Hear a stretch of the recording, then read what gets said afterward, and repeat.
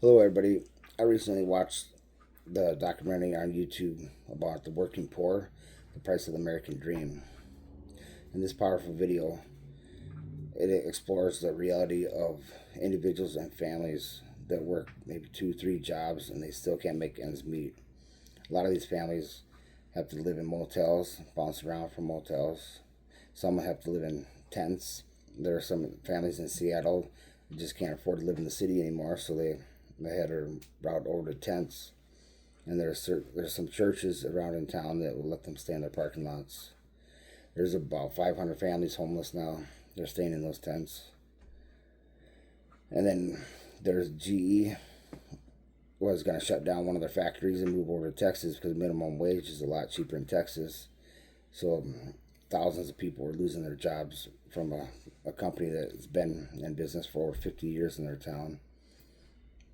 I think my most significant takeaway from this documentary is the stark contrast of the idea of the American dream. The belief that hard work leads to upward mobility and prosperity, and through the lived life of the working poor in this documentary. The social problem addressed in the documentary was poverty of the working poor.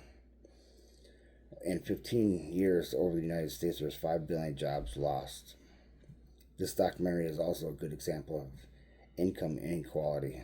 While some will get wealthier, others stay poor and can't get out of the minimum wage area.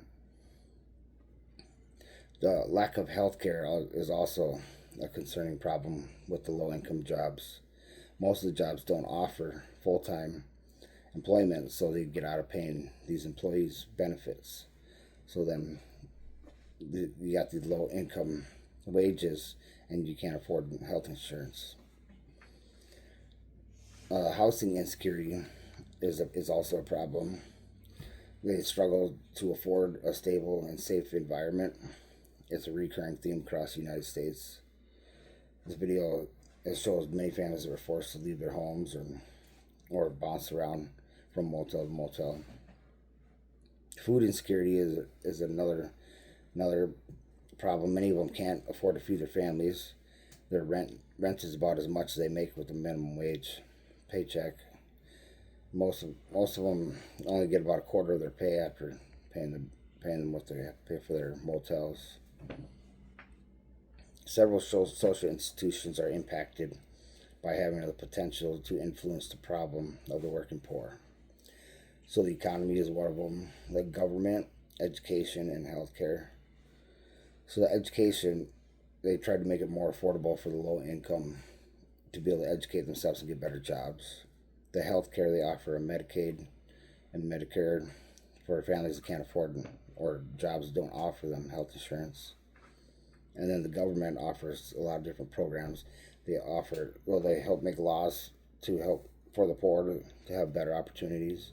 They offer the safety net programs, the SNAP program, the CHIP, and the SNAP programs, the EBT food stamps, and then the Section 8 for low income families is based on how much a person makes for how much they'll pay for rent.